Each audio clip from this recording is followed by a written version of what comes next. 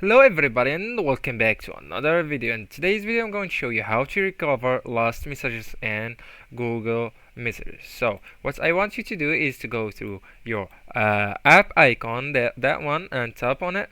And right now I want you to go through your profile picture on the top right side, tap on it, and here you can see the archived option. So tap on it if you archived any conversation and you want to get through the messages with. You can just find out that there are some conversation right here if you already archived some conversations, and you can also go through spam and blocked conversations, and you will find these conversations just right here. And yeah, so as you can see, if we go through our profile picture on the top right side, and then we go into the message settings, there are no option that can back up our messages or get or recover our deleted messages on